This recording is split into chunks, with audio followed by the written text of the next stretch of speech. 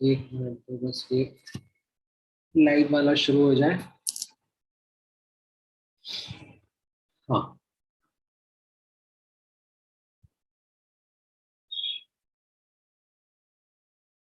Alright. So in the mean time आप लोगों को लास्ट क्लास के कुछ डिस्कशन में डाउट है?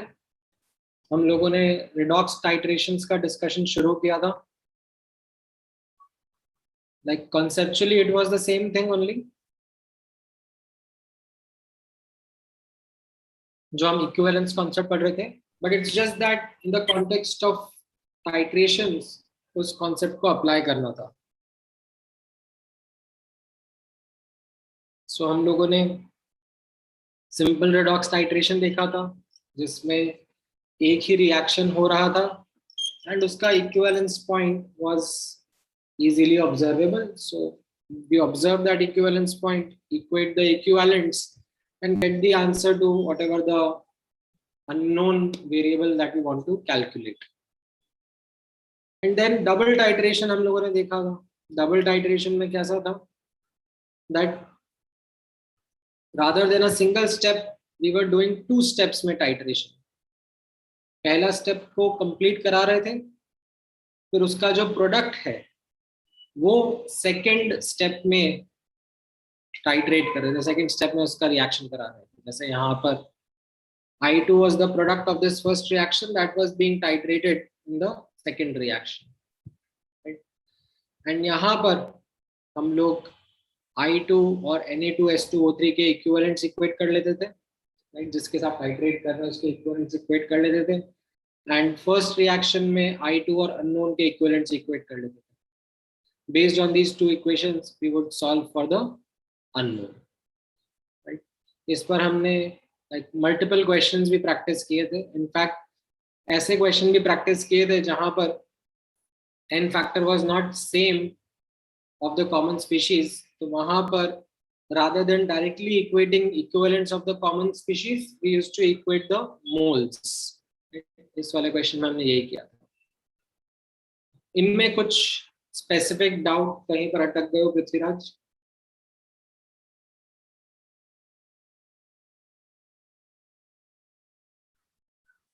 What is it that you did not specifically get?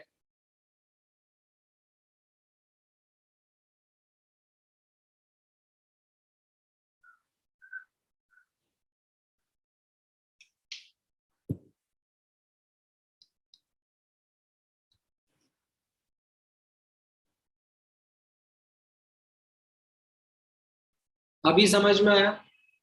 What is the process that is followed in double titration?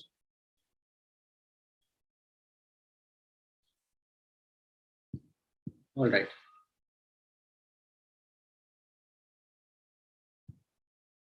So next observe करते हैं हम लोग एक और टाइप का ये टाइट्रेशन है, रिडॉक्स टाइट्रेशन के अंदर ही आता है। We call it as back titration. Now similar to double titration, ये भी two steps में करेंगे, like it will be a two-step titration only.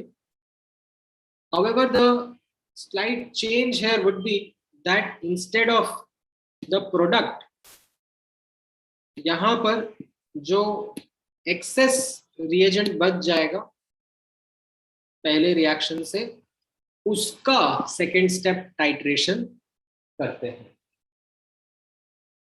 Example के थ्रू थोड़ा और अच्छे से समझ में आएगा, एक बार नोटिस करना। सो यू हैव से 2 grams of barium hydroxide sample, right? तो मतलब 2 ग्राम सैंपल है, कुछ अमाउंट ऑफ बेरियम हाइड्रोक्साइड होगा, बाकी कुछ इम्प्योरिटी वगैरह होगी। अब what we do is we dissolve it in 10 ml of 0.5 normal HCl, ठीक है, सच दैट पूरा का पूरा बेरियम हाइड्रोक्साइड रिएक्ट कर जाए। अब जो बचा हुआ HCl है उसको हम फिर से रिएक्ट करा रहे हैं, न्यूट्रलाइज करवा रहे हैं with 10 ml of 0.2 normal NaOH solution. Right? So it's actually not a redox reaction. ये यहाँ पर acid base reaction ही हो रहा है, but that concept of back titration remains the same. जो ये पहला वाला टाइट्रेशन था, पहला वाला स्टेप था, उसका मैं एंड पॉइंट नहीं आइडेंटिफाई कर पाया for some reason, and as a consequence मैंने जो HCl डाला था, एक्सेस में लिया था, वो बचा हुआ HCl जो है, remaining HCl, that then I reacted with another standard solution of a base जिसका end point I was able to measure. Based on this अब आपको percentage purity of barium hydroxide in the sample estimate करना है, ठीक है? एक attempt आप लो, फिर ऑफ कोर्स मैं तो डिस्कस करूंगा ही सही, ठीक है? इतना कॉपी कर लो and take an attempt at this question.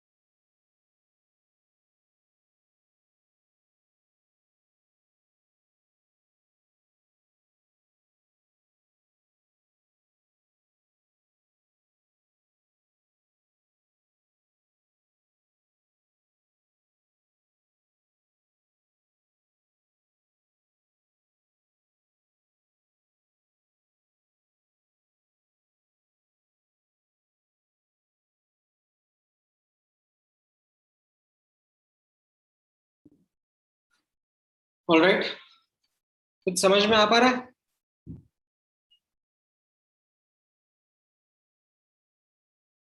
देखो, पहला रिएक्शन हो रहा है बेरियम हाइड्रोक्साइड और HCl के बीच में, राइट? वी डोंट नो कितना exact amount of barium hydroxide है, एंड जो HCl भी हमने डाला है 10 ml 0.5 नॉर्मल, वो एक्सेस में डाला है, तो ठीक है.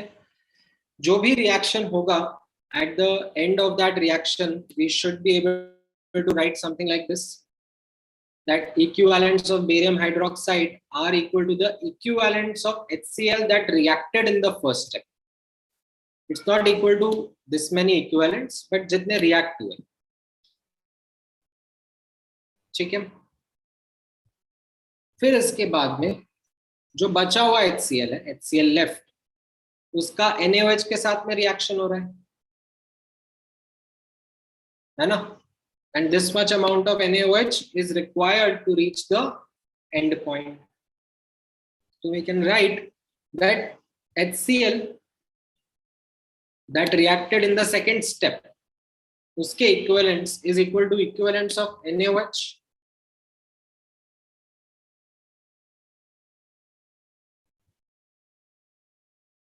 Yes. अब can I say that since n factor of HCl is same in both the reactions, right? ऊपर वाले में भी n factor 1 है, यहाँ पर भी n factor 1 ही है, एसिड बेस वाला जो n factor अपन निकालते हैं, तो we can say that equivalents of HCl that was total, right, should be equal to the equivalents of the base. Right? Total equivalents of HCl will be the sum of the equivalents in first and second reaction, and that we had ऊपर mentioned first वाले reaction का was equal to barium hydroxide के equivalents and second वाला was equal to equivalents of NaOH and then we substitute the data. ठीक है. Equivalents can be written as moles into n factor या फिर normality into volume या n factor into molarity into volume, whatever formula suits depending upon the data that is given आप use करोगे और उससे आपको आंसर मिल जाएगा. बेरियम हाइड्रोक्साइड का n फैक्टर 2 होगा, वो आपको ध्यान रखना है. ठीक है. एंड ये 2 into moles of n factor है, तो यहाँ पर वॉल्यूम भी लीटर्स में लिखना, अदरवाइज वो मिली इक्विवेलेंट्स आ जाएंगे. बेस्ड अपॉन दैट आपको मोल्स ऑफ बेरियम हाइड्रोक्साइड मिलेंगे, उससे मास मिलेगा, उससे आप परसेंटेज प्योरिटी निकाल सकते हो. समझ में आया ये? Yes. लिख भी लो अभी.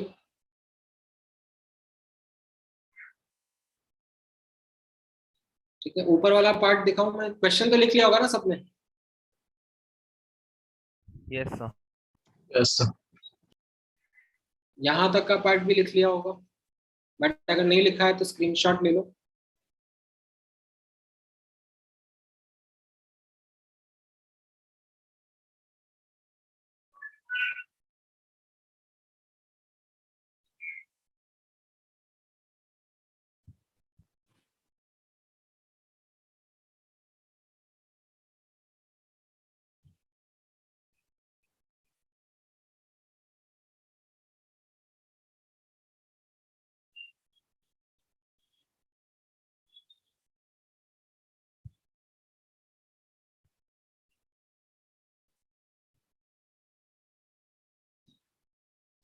नहीं नहीं, 2 ग्राम was barium hydroxide sample. It consisted some amount of barium hydroxide. वही तो क्वेश्चन में पूछा ना, determine the percentage purity of barium hydroxide sample. So that 2 gram was a sample.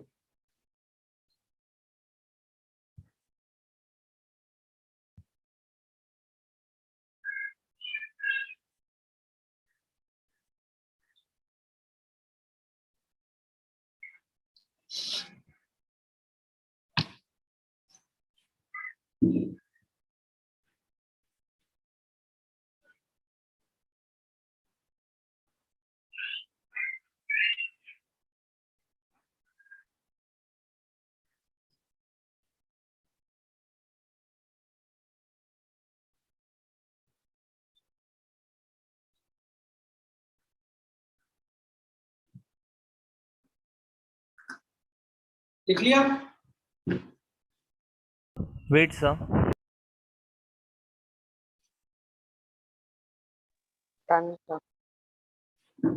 जिसने लिख लिया है आप लोग, बट वो चलो एक्चुअली मुझे जूम करना ही पड़ेगा, अदरवाइज पढ़ने में नहीं आएगा. ठीक है, फटाफट लिख लो भाई, स्क्रीनशॉट ले लो यार, इतना सा तो है.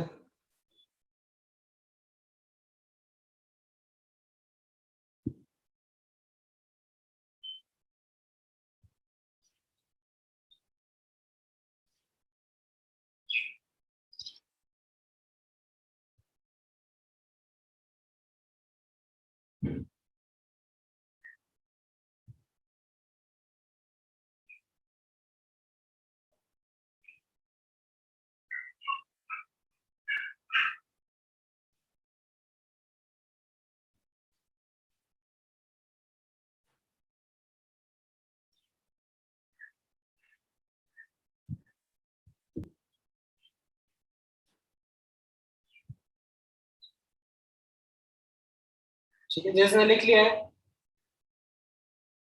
ये वाला क्वेश्चन ट्राई करो.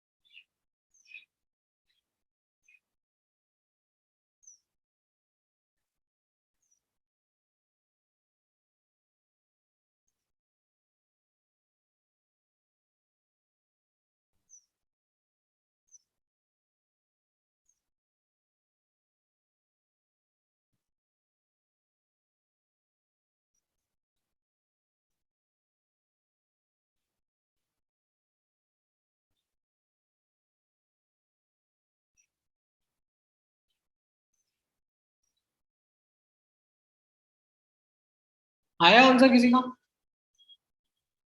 तो बस एक मिनट। So 1 minute. ठीक है।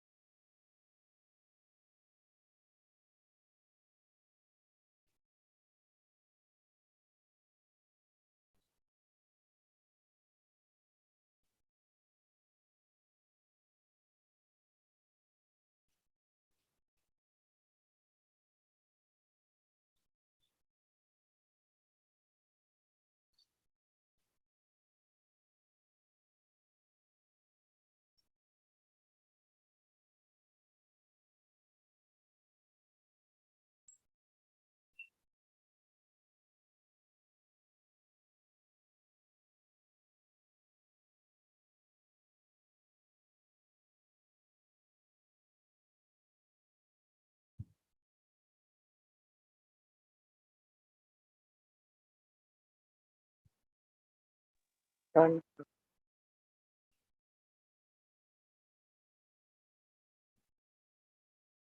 हाँ,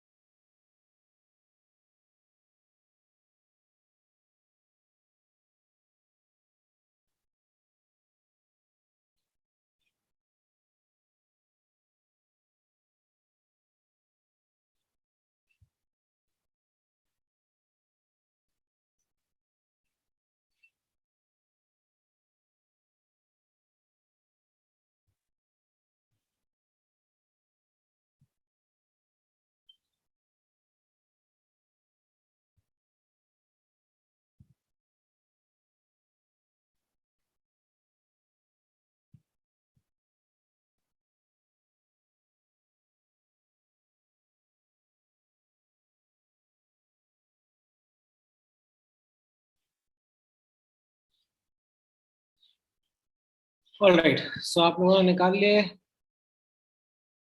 क्या क्या आ रहा है एक बार देखते हैं आंसर्स। तो सबसे पहला रिएक्शन आपने नोटिस किया, ये BrO3 minus SeO3 minus 2 minus का रिएक्ट करके, these are the oxidation states and as a consequence n factor आप निकालोगे तो BrO3 माइनस का 5 आ रहा है और SeO3 2 माइनस का 2 आ रहा है। इसका बोला है कि 20 ml 1/60 मोलर है, राइट, एंड ये SeO3 2 माइनस को कंप्लीटली कंज्यूम कर देता है।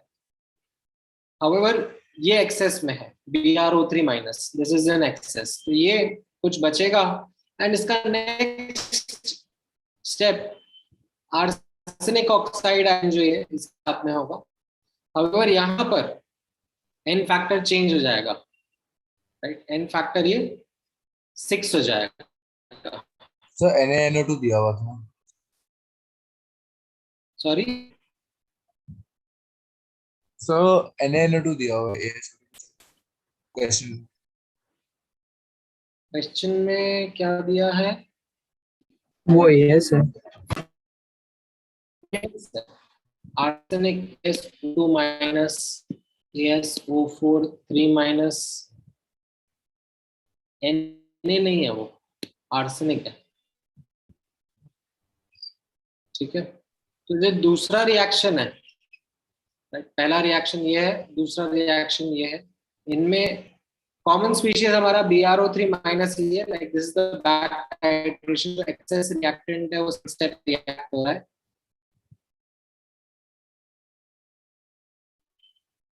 ठीक है, now based upon how we did in the previous question, we can use the fact that जितना टोटल BrO3 माइनस है,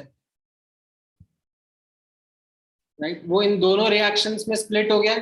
थोड़ा इधर रिएक्ट कर रहा है, थोड़ा इधर रिएक्ट कर रहा है। Yes, sir. Now had the n factor of BrO3 minus been same, यहाँ पर तो अलग अलग हो गया। had it been the same, तो मैं क्या बोल देता सर that इक्विवेलेंट्स दोनों के सेम होते हैं। नहीं नहीं नहीं, मैं ये कहता कि equivalents of BrO3 minus total is equal to sum of the equivalents of SeO3 2 minus plus equivalents of AsO2 2 minus, yes sir. Right. मतलब पहले रिएक्शन में इन दोनों के इक्विवेलेंट्स बराबर होते हैं, दूसरे रिएक्शन में इन दोनों के इक्विवेलेंट्स बराबर होते हैं, राइट। तो इनका जो सम होता इक्विवेलेंट्स का, that should have been the total equivalents of BrO3 minus. But वो अब मैं यहाँ पे नहीं कर पाऊंगा because of the fact that equivalents equal नहीं है, सॉरी एन फैक्टर सेम नहीं है जो कॉमन स्पीशीज है उसका। तो what should I fall back to?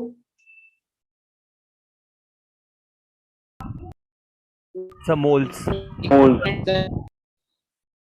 Moles या millimoles, correct? So what I should do is from the first reaction, right, instead of equivalents I can write total millimoles of BrO3 minus is equal to millimoles of BrO3 minus in reaction 1 plus millimoles of BrO3 minus in reaction 2. And where do I get this? Right, ये millimoles में कहां से लेके आ रहा हूं? Sir question में दिया हुआ है। ठीक है, ये जो टोटल मिलीमोल्स है वो तो क्वेश्चन में दिया हुआ है, बट मिलीमोल्स इन रिएक्शन 1 में कहां से लेके आ रहा हूं? सर इक्विवेलेंस कॉन्सेप्ट से। करेक्ट, फर्स्ट रिएक्शन में मैं इक्विवेलेंट्स इक्वेट करूंगा, राइट, और उससे फिर मुझे millimoles of BrO3 minus in the first reaction मिलेंगे। वैसे ही सेकेंड रिएक्शन में भी मैं इक्विवेलेंट्स इक्वेट करूंगा और उससे भी फिर मुझे मिलीमोल्स ऑफ BrO3 माइनस मिलेंगे, जिनको I will substitute over here and then solve for the unknown. ठीक है, based on this I think answer आता है 4/15 moles, millimoles actually। 4/15 सिर्फ एक ही जन का आया।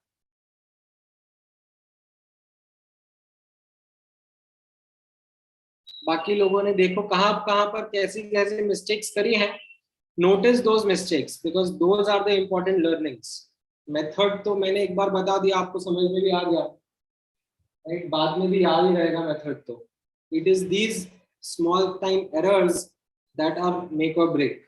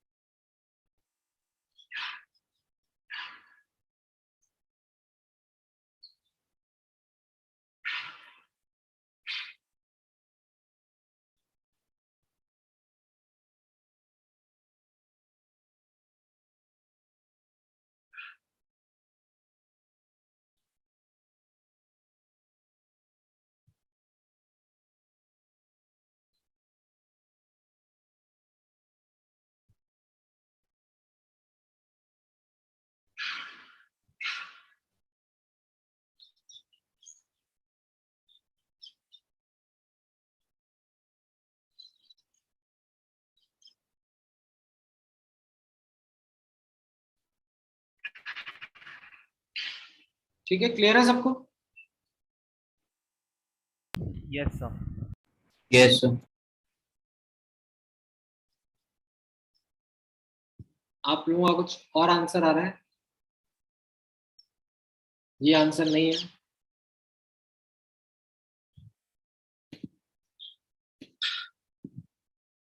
मल्टीपल स्टूडेंट्स के साथ ऐसा हो रहा है।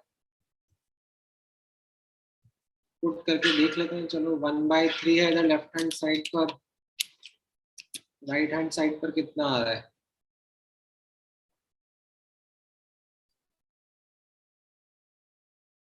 2/5 into x whatever that unknown is, and ये 1/15 हो गया ना, 5 और 3 15, और ये 5/15 हो गया। अच्छा, ये 4/15 is equal to 2/5x आ रहा है, 2/3 आ रहा है, सॉरी माय बैड।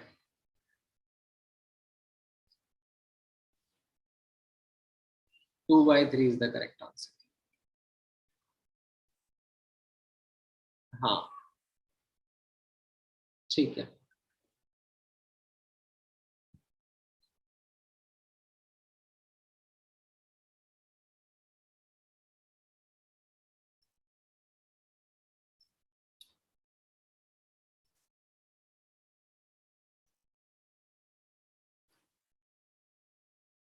ऑलराइट, समझ में आया अभी सबको? Yes, sir.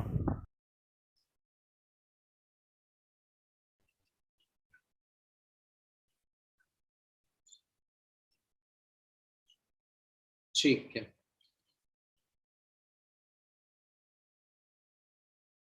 नाउ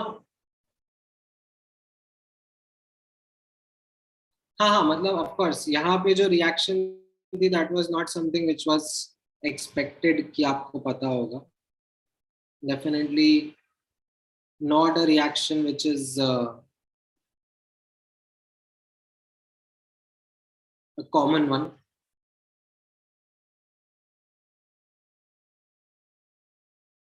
ठीक है, so that certainly is the unknown reaction। commonly आप expected।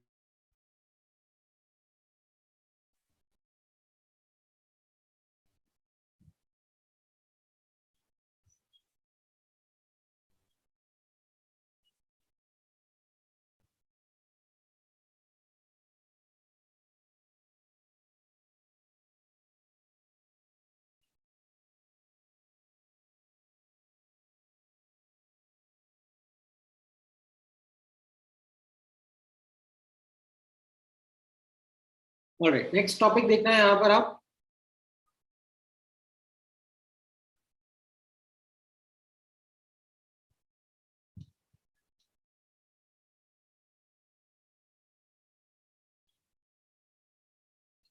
acid base double titration with phenolphthalein and methyl in orange as indicator।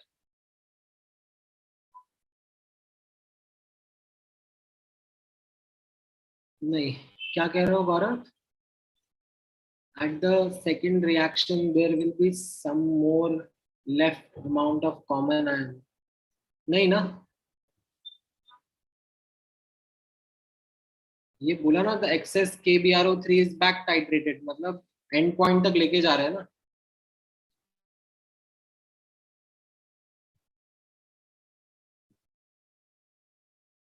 Alright, ठीक है, सो ये लास्ट टॉपिक है आप चैप्टर का, acid base double titration with phenolphthalein and methyl orange as indicator। And इसमें भी एक पर्टिकुलर एग्जांपल मैं आपके साथ डिस्कस कर रहा हूँ, एंड उस एग्जांपल की ग्रैन्युलैरिटीज ऑब्जर्व करना कैसी रहेंगी।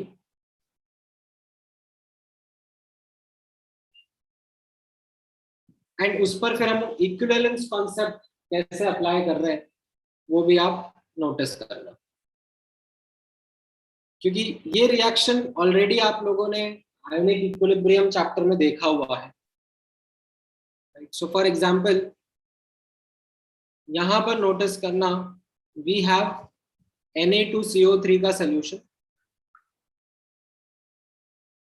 It's like a strong base weak acid salt, which we can also say is a weak base solution. क्यों? क्योंकि Na plus spectator ion होता है and CO3 2 minus is its conjugate weak base. ठीक है, तो ये आपका बेसिक सोल्यूशन है. अब आप इसको टाइट्रेट कर रहे हो HCl से, ड्रॉप बाय ड्रॉप मैनर में डाल रहे हो. एक्स्ट्रा पीस ऑफ इंफॉर्मेशन जो आपको गिवन है, दैट इज H2CO3 का K1 एंड K2. ये पीस ऑफ इंफॉर्मेशन आपको अलग से दे दी है. अब जब आप HCl इसमें डालते हो, ठीक है, तो फिर क्या होता है, दो स्टेप में रिएक्शन होता है. सबसे पहला, HCl reacts with Na2CO3 to give you NaHCO3 and HCl. Right? पहला H plus is acquired by Na2CO3, converting it to NaHCO3. जब ये स्टेप पूरा हो जाता है, ये रिएक्शन पूरा हो जाता है, इक्विवेलेंस पॉइंट अचीव हो जाता है, राइट? तो any idea what will be the pH of the solution based upon your knowledge of ionic equilibrium chapter? Any guesswork?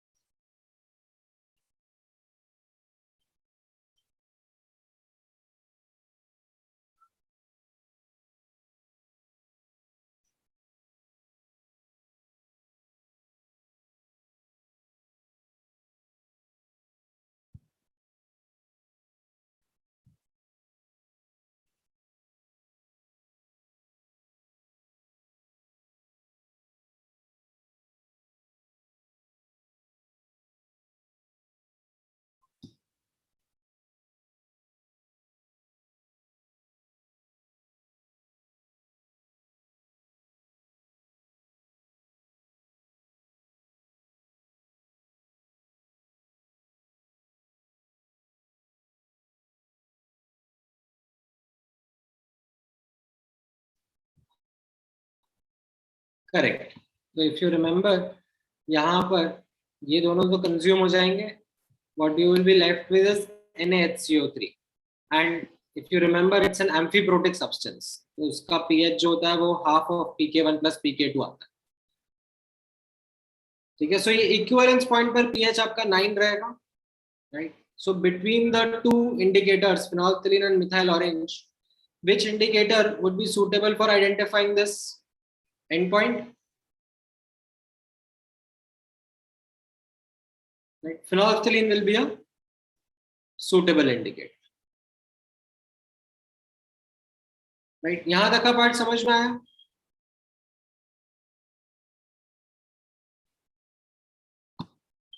थोड़ा सा आयोनिक इक्विलिब्रियम की यादें ताजा कर लो. I know it is your favorite.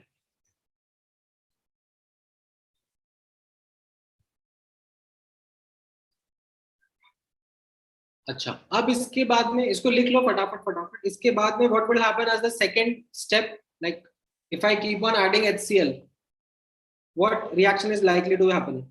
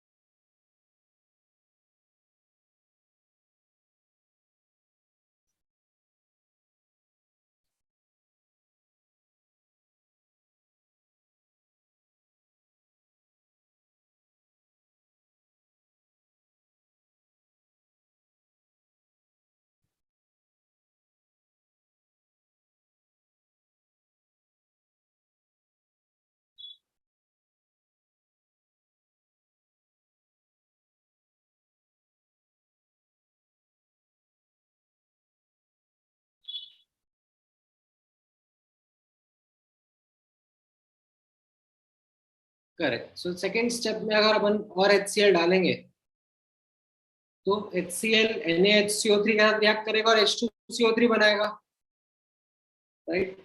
And इस रिएक्शन का जो इक्विवेलेंस पॉइंट होगा, एंड पॉइंट होगा, तो वहां पर we will end up with a weak acid solution, and as a consequence the pH will be somewhere between 3 to 4. like exact answer के लिए concentration का डेटा लगेगा, बट एक गेस वर्क मैं कर सकता हूँ कि 3 से 4 के बीच में रहना चाहिए. So which indicator would be suitable to identify this endpoint? Methyl orange. Methyl orange. Methyl orange would be a suitable indicator for this endpoint, right? So ये इतना अपना ionic equilibrium का knowledge है. ठीक है. Yes sir. ठीक है, इसको अच्छे से समझ के लिख लो.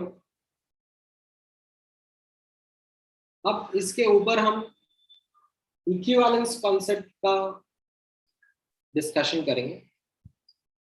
कैसे होगा, क्या होगा, एक बार आप लिख लो, फिर मैं समझाता हूँ.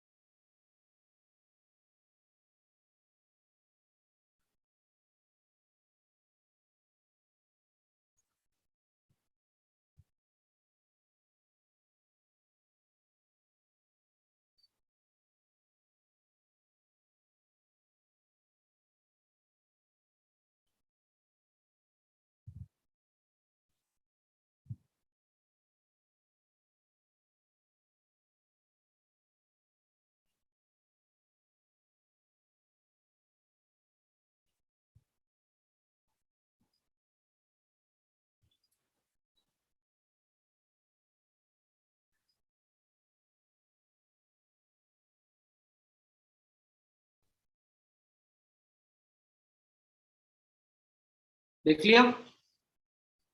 Yes sir. ठीक है. अब आप यहाँ पे नोटिस करो,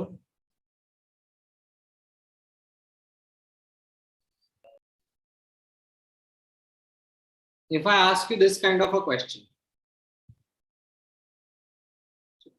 आंसर आई थिंक आप काफी इजीली दे सकते हो मुझे.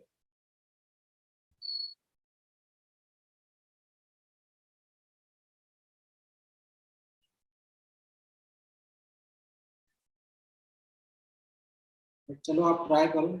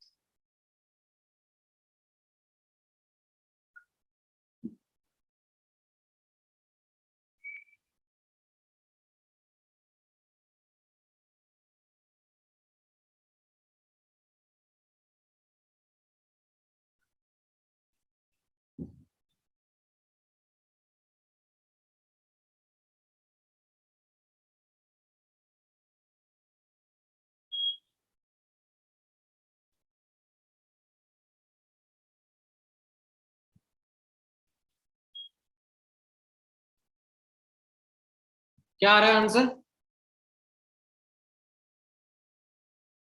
फिनोल्फिलीन इंडिकेटर है, तो जब पहला स्टेप होगा तो ही कलर चेंज हो जाएगा। Yes, sir. सीधे 100 ml आंसर आ जाएगा, लाइक क्योंकि मोल कंसेप्ट से देखोगे आप तो Na2CO3 plus HCl the first step reaction only occurs moles upon coefficient equal to moles upon coefficient, उससे भी 100 ml आ जाएगा। और you can फटाफट think of equivalence concept saying that HCl का n factor तो 1 है और Na2CO3 का भी 1 रहेगा। क्यों? Because only the first step occurs and फिर कलर चेंज हो जाएगा और फिर आप इक्विवेलेंट इक्वेट करके वॉल्यूम निकाल सकते हो, right? So these are the two ways in which you can do the question. Now what if like same question only but I repeat it with saying methyl orange is indicator, तो अब आपको कैसे क्या क्या answer रहेगा इस case में? 2 बार reaction होगा। राइट, पहले वाला में एक ही स्टेप हो रहा था, मिथाइल ऑरेंज इंडिकेटर है तो यहाँ पर दोनों स्टेप होंगे,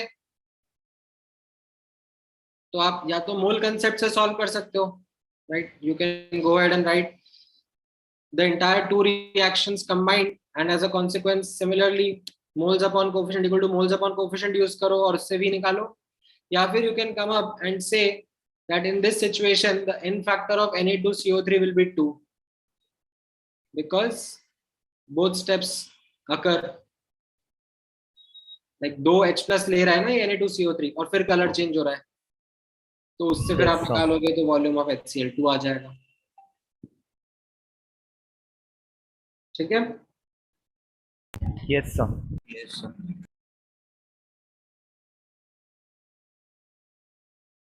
चलो ऑल राइट, इनको कॉपी कर लो फटाफट फटाफट। ये पहला वाला का सोल्यूशन है, फटाफट लिख लो फिर मैं अगले वाले का भी लिखवा दूंगा।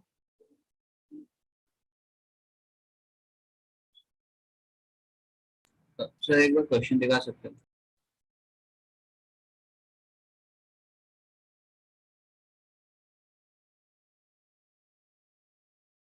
उसमें फिनोल्फिलीन इंडिकेटर था, अगले वाले में मैंने मिथाइल ऑरेंज रखा है। Done sir. ठीक है, लिख लिया ये? Wait, sir. अच्छा वेट, क्वेश्चन तो लिख लिया ना, सोल्यूशन ही देखना है ना बस। Yes, sir. Yes sir. ठीक, लिखो लिखो फटाफट लिखो।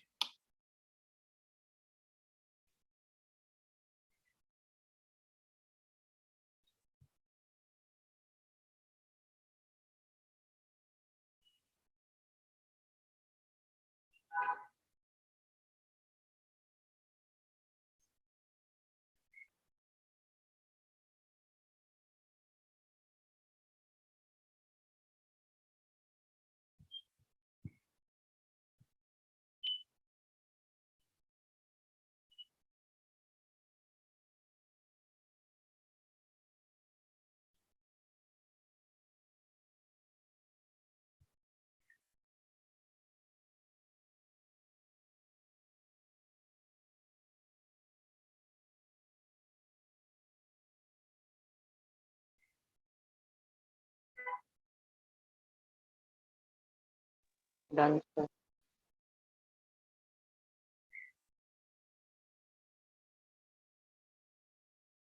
सर हाँ,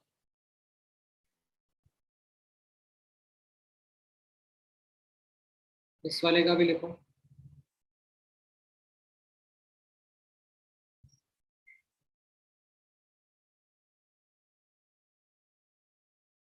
यस सर।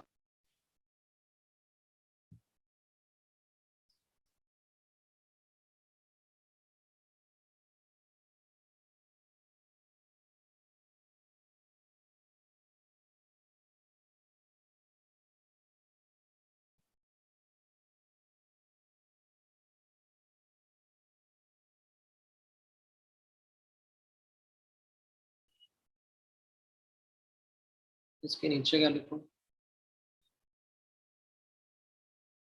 ठीक है, जो जो लिखते जा रहे हैं, ठीक है। पैरेलल में ये वाला क्वेश्चन भी ट्राई करो, इसके नीचे वाला थोड़ा सा ऊपर कर दो। थोड़ा सा ऊपर करो। चलो ठीक है, तुम पहले इसको क्लोज कर लो, फिर मैं वो क्वेश्चन दिखाता हूँ।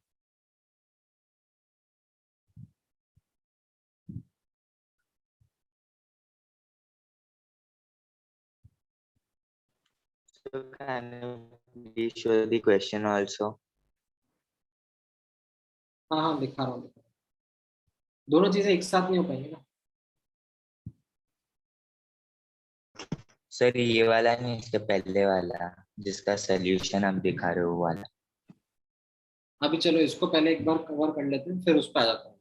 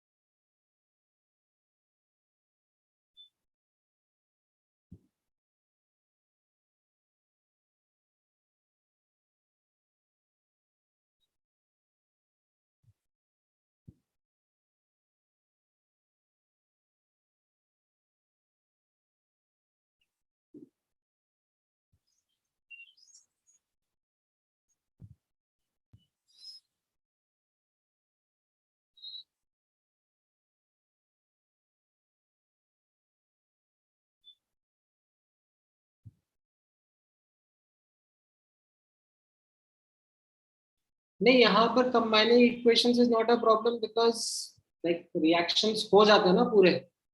पहला रिएक्शन भी पूरा हो रहा है, दूसरा रिएक्शन भी पूरा हो रहा है, almost 100%। It's not an equilibrium, it's an equilibrium but almost 100%। जो इंटरमीडिएट स्पीशीज है वो कंप्लीटली कंज्यूम हो ही रही है।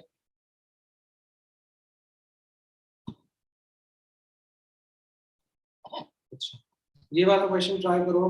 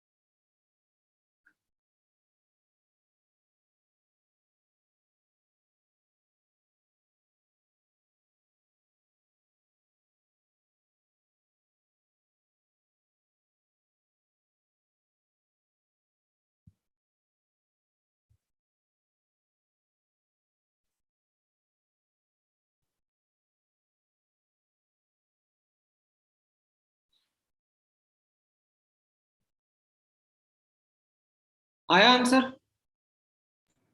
Sir 1 minute.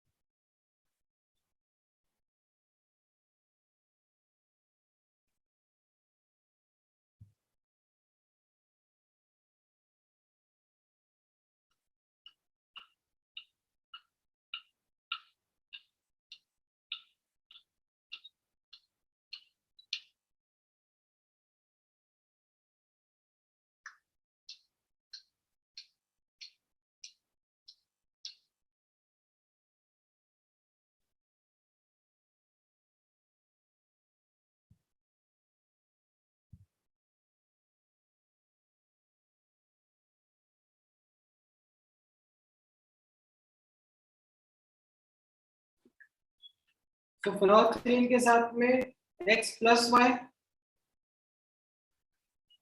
करेक्ट, क्योंकि NaOH कंज्यूम होगा और उसका n फैक्टर 1 रहेगा, और Na2CO3 में भी ओनली फर्स्ट स्टेप होगा, उसका n फैक्टर 1 रहेगा, तो HCl required x plus y आएगा. ठीक है. बी वाले में मिथाइल ऑरेंज अगर इंडिकेटर है तो फिर what should be the answer?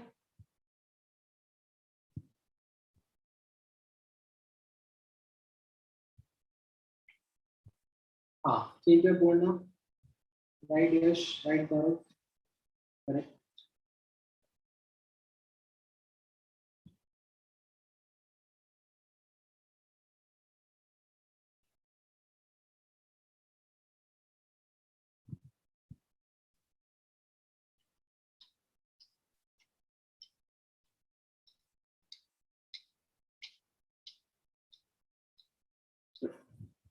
ठीक है.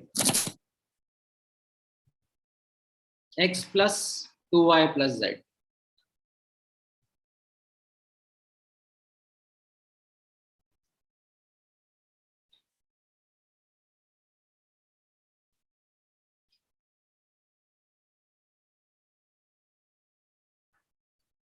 Right, so we are done with this chapter now. Next chapter will be electrochemistry, but we'll start that fresh in the next class itself.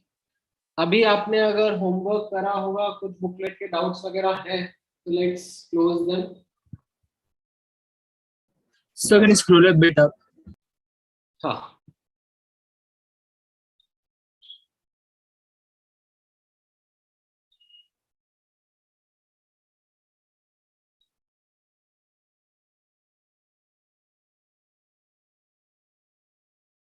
Done, sir. Done.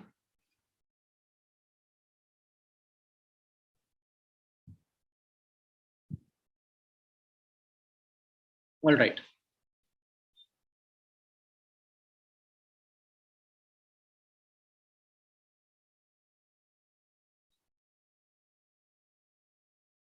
ठीक है, कुछ doubts है तो बताओ. Let's close those doubts as well. So this is kind of a previous page. हाँ, Just a minute. नहीं लिखा अभी तक पूरा. सर बस लास्ट का बाकी है. लिखो लिखो.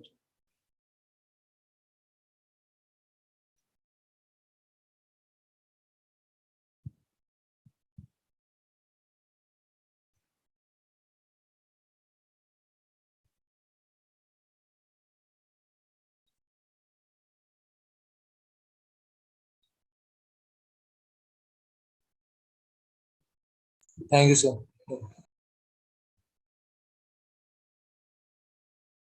हाँ हाँ, अभी आप पूरा बुक सॉल्व कर सकते हो, कोई प्रॉब्लम नहीं आएगा. मतलब ऑफ कोर्स डाउट्स आएंगे, बट लाइक सिलेबस कवरेज आपका पूरा हो गया है. Now if you have some questions तो डिस्कस कर लेते हैं. नेक्स्ट चैप्टर थोड़ा बड़ा रहेगा as compare to this. Electrochemistry थोड़ा बड़ा है.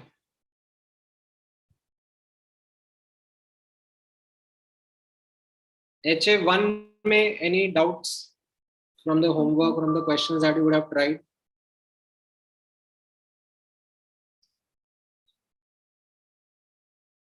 बोलो बोलो. सर आप किसी और लेक्चर में भी डाउट्स ले सकते हो क्या? Yes, sir. थोड़ा बहुत भी नहीं अटेम्प्ट करेगा तुम लोगों ने? No, sir. अच्छा 2 तक ही है. HA2 तक ही करे? Yes sir. तो फिर ऐसा करो, मैं कुछ सिलेक्टिव डिफिकल्ट से क्वेश्चंस तुम लोगों से करवा लेता हूँ. ठीक है, लेट्स. जिसको इंटरेस्ट है वो बैठो, बाकी ऐसा कुछ नहीं है, कंपल्शन है. I am just going to take up some difficult questions, slightly tricky.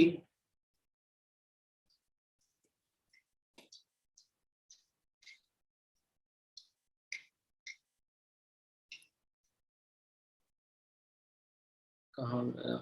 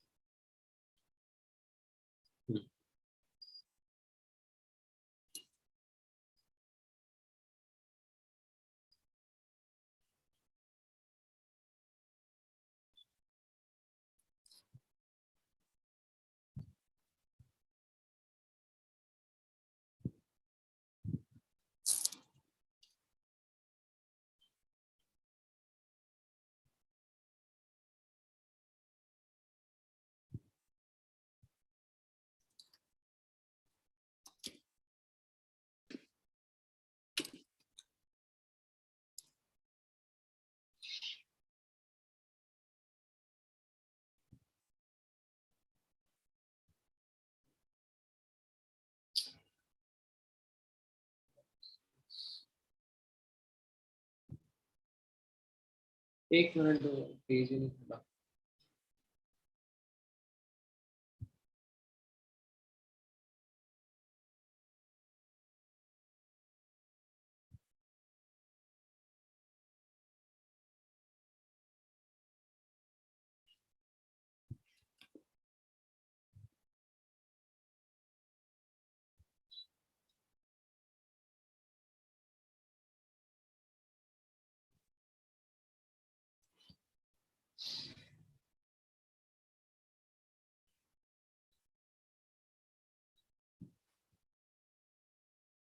हाँ,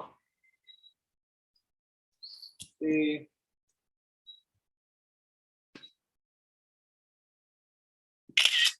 वाला क्वेश्चन तो आएगा.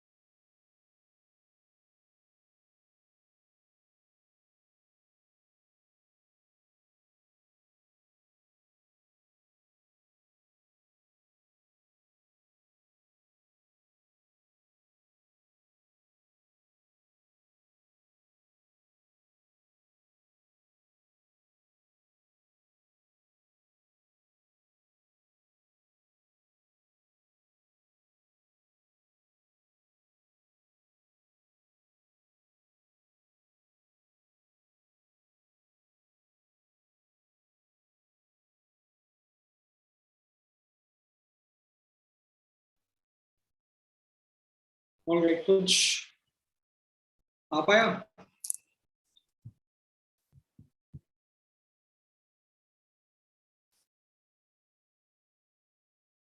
चेक कर लेते हैं।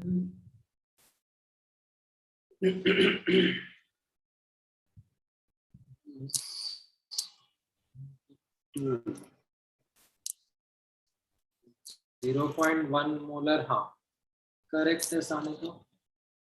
करेक्ट गौरव।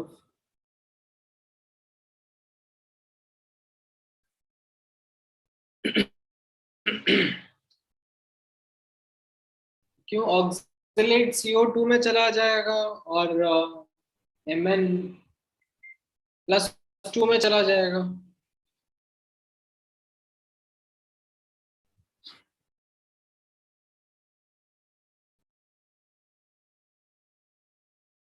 फिजिकल खत्म होने में भी टाइम है, फिर आपका इनऑर्गेनिक भी स्टार्ट होगा। तो यहाँ पर कैसा है, H2O2 plus KMnO4 are reacting, ये एसिडिक सोल्यूशन में रिएक्शन हो रहा है इनका, तो ये Mn+2 में चला जाएगा एंड O2 बनेगा।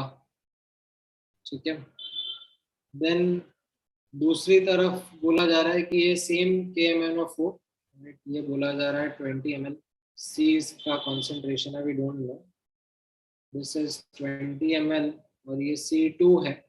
ठीक है, we don't know its concentration, इसको C1 बोल देते हैं। सेम वॉल्यूम वापस से 20 ml, C2 molar, it is decolorized by MnSO4, like 10 ml, we don't know C3 molar concentration, and what it does is it does a comproportionation reaction. ठीक है, यहाँ पर मैंगनीज +7 से +2 जा रहा था, यहाँ +7 +2 मिलकर +4 बना रहा है, राइट, और ये ऐसे सॉलिड डार्क ब्राउन प्रेसिपिटेट लिखा हुआ है, राइट। एंड देन यहाँ पर बोला जा रहा है कि ये जो MnO2 है, this can be reacted with Na2C2O4 and it will give you Mn+2 and CO2। ये मैंगनीज +4 से +2 में चला जाता है और ऑक्सिलेट में कार्बन +3 से CO2 में +4 में चला जाता है,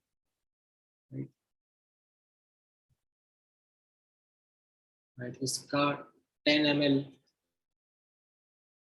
0.2 मोलर है, राइट। ये सब हो रहा है, ठीक है। 1 2 3, in fact 2 and 3 are examples of double titration।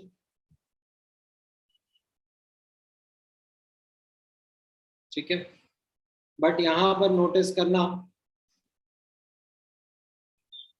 MnO2 जो कि कॉमन स्पीशीज है, इसका n फैक्टर सेम नहीं रहेगा।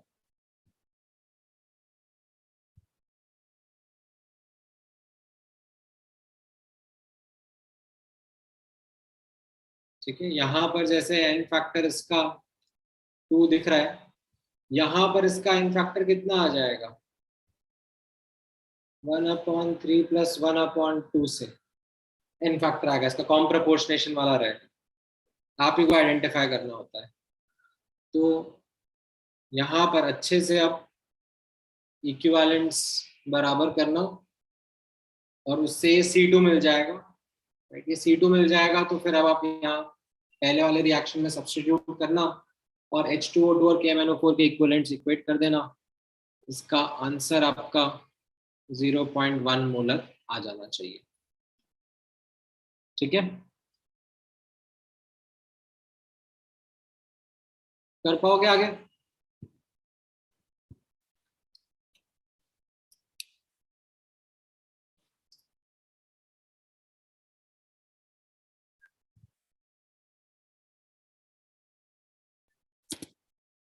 थोड़ा चैलेंजिंग होता है बस इस पॉइंट ऑफ व्यू से that you need to keep a track of things that are happening.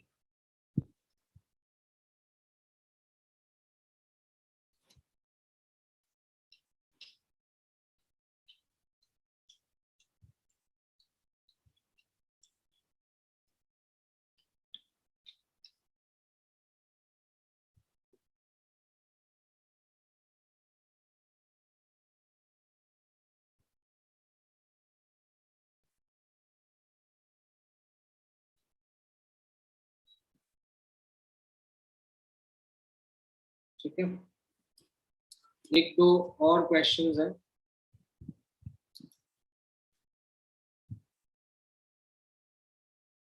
ये सेट ऑफ क्वेश्चंस का मुझे आंसर दो.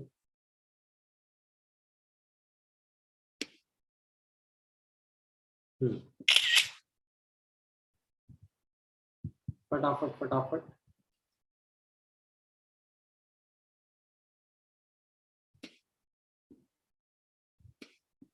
बस इसके बाद आई क्लोज द सेशन. फटाफट इनका आंसर देने की कोशिश करो. क्या आ रहा है?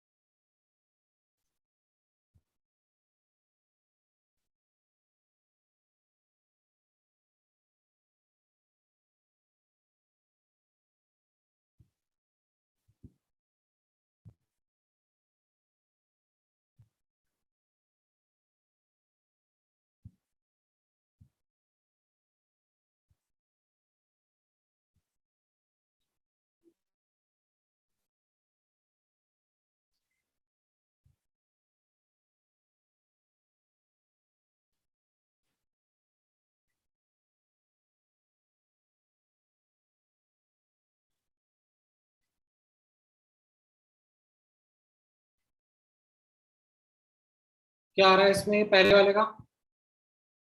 जिंक 0 से पोटेशियम +1 है, आयरन +2 है, राइट. इनफैक्ट क्या हो रहा है यहाँ पर?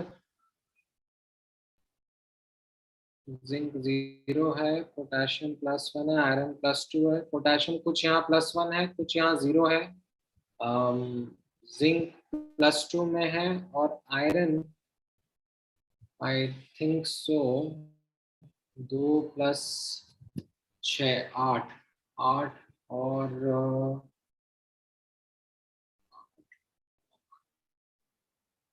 FeCl6 उतना ही है क्या? आयरन +2 ही है. 4 2. ठीक है, तो equivalent weight of this compound पूछा है. इस कंपाउंड में what is happening is that the redox species is potassium. It is not iron.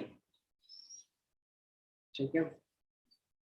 Now, what is it that is the case over here? Is this the simple case और certain miscellaneous one? नहीं नहीं नहीं, disproportionation थोड़ी ना है। It is जहां पर miscellaneous ही है, but it is that one जिसमें आपको बैलेंसिंग करनी पड़ेगी। You would need to do the balancing because ये 3 हो जाएगा और ये 2 हो जाएगा, नहीं ये भी 2 रहेगा, और 8 8 और ये कितना हो जाएगा 2 और तो 6, राइट? क्योंकि पोटेशियम में चेंज आ रहा है बट मल्टीपल स्टेट्स में वो जा रहा है। 8 में से 2 सेम में रह रहे हैं और 6 0 में जा रहे हैं, तो 3 एन फैक्टर आ जाएगा ना। 6 का चेंज हो रहा है बट 2 मॉलिक्यूल लग रहे हैं, right? It is that miscellaneous, कौन सा वाला मिसलेनियस है ये? It is I think miscellaneous 5 या मिसलेनियस 6, कौन सा वाला? Even I don't remember the numberings. हाँ ये वाला मिसलेनियस 6 वाला केस है।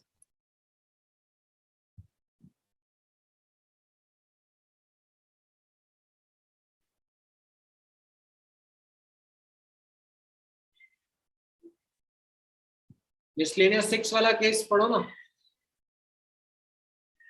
क्या होता है उसमें? लाइक पोटेशियम जो है +1 से कुछ एटम्स +1 में ही है और कुछ रिड्यूस हो रहे हैं, 0 में जा रहे हैं। First balancing would be done, ठीक है, देन एन फैक्टर का डेफिनेशन अप्लाई करना पड़ेगा, राइट? तो यहाँ पर आप देख रहे हो किस तरीके से रहेगा। Out of 8 atoms that are there of potassium, right? 2 तो +1 में रह गए और 6 जो है वो आपके +1 से 0 में चले गए, यानी कि 6 का चेंज, बट कितने मॉलिक्यूल लेगा अपने को? नेट चेंज पर मॉलिक्यूल देखना होता है ना, तो 2 मॉलिक्यूल है ना यहाँ पर, तो एन फैक्टर 3 आ गया। समझ में आया?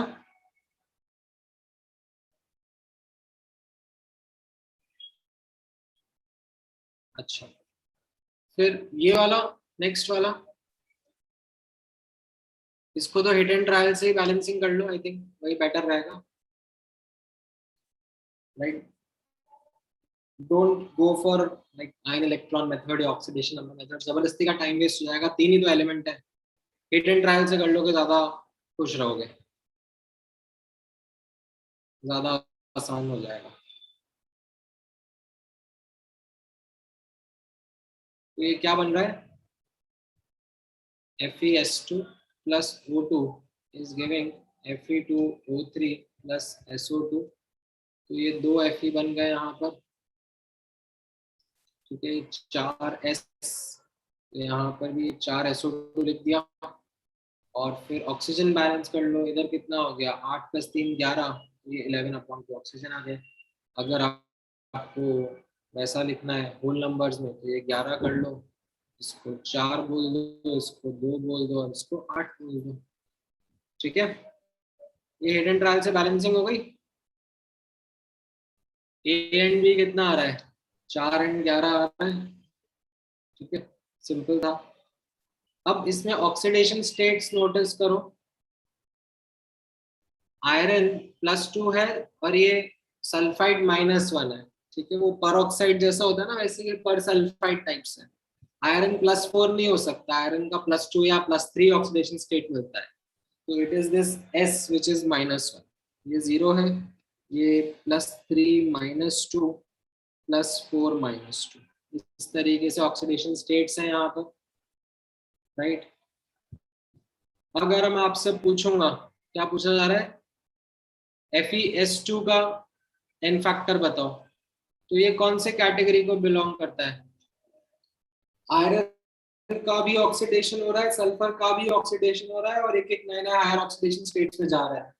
Which scenario does this belong to?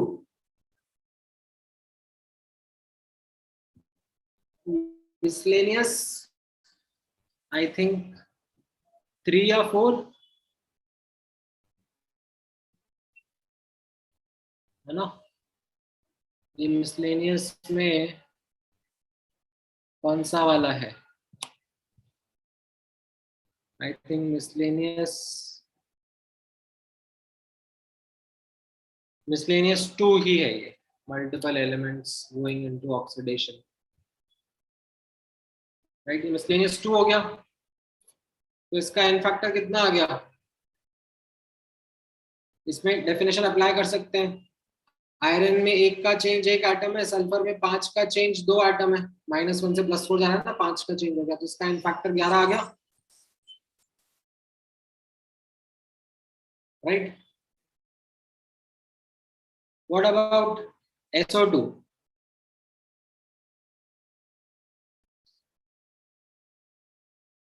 Sulphur oxidise हो रहा है, -1 से +4 आ रहा है इधर. And what about oxygen? Oxygen reduce हो रहा है, 0 से -2 जा रहा है.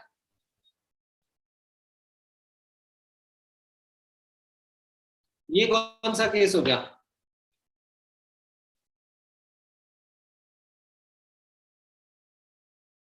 सल्फर -1 से +4 जा रहा है, ऑक्सीडाइज हो गया, और ऑक्सीजन जो है वो 0 से -2 जा रहा है. इसके लिए क्या करेंगे? विच, नहीं नहीं नहीं, ये वाला भी नोट्स में जाके पढ़ो. दिस इज एक्चुअली, ये मिसलेनियस 5 में होता था ना, एक मॉलिक्यूल के अंदर एक एलिमेंट ऑक्सीडाइज हो रहा है और एक रिड्यूस हो रहा है कि नहीं?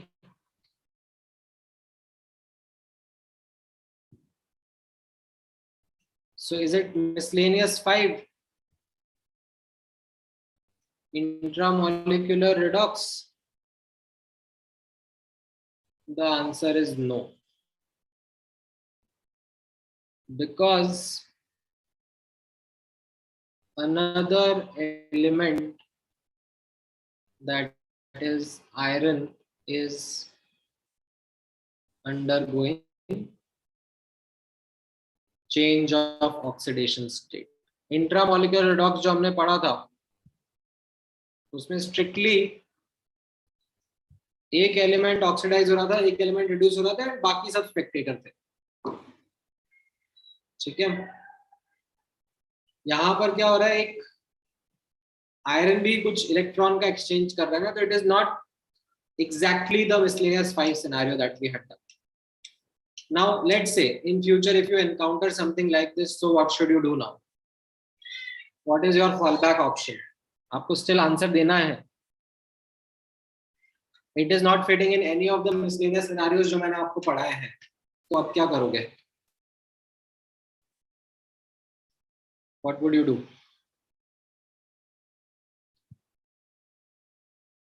You will force fit the equivalence concept, use mole concept, correct, right? So आपने ये FeS2 का तो निकाल लिया था, तो आप ऐसा करो, equivalence of FeS2 is equal to equivalence of SO2 लिख लो, ठीक है. And you also write mole of FeS2 upon its coefficient is equal to mole of SO2 upon its coefficient. Upon इसका कोएफिशिएंट कितना है? 8. ठीक है, ये यूज करो.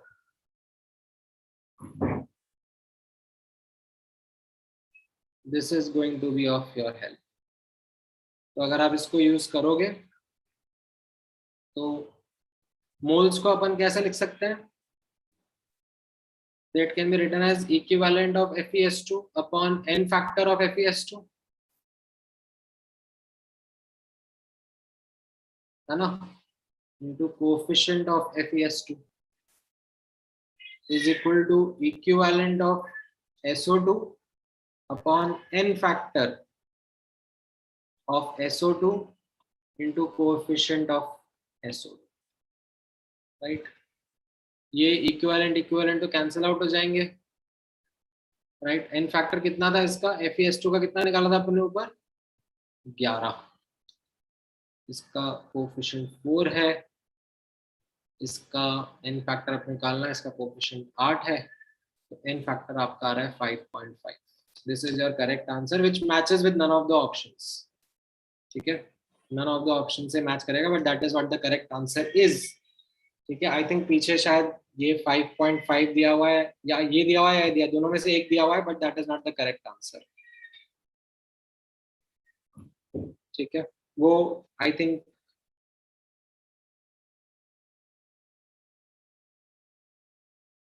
शायद ये m/5 ही है, बट आई डोंट नो क्या आंसर दिया हुआ है पीछे. Anyways the correct answer is this 5.5. ठीक है, क्लियर है ये वाला भी.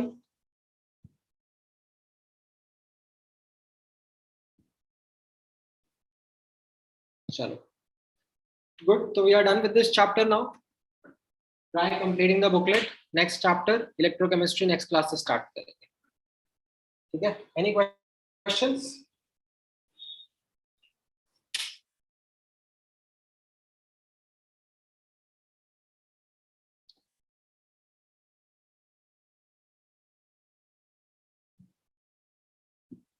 हाँ हाँ, कर सकते हो यश.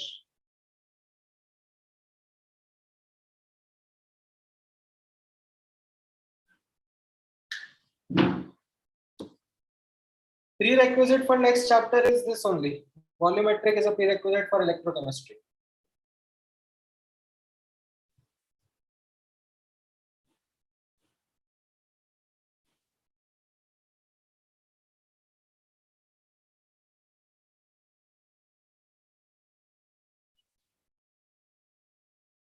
ठीक है, चलो, all right, thank you guys, take care, bye bye.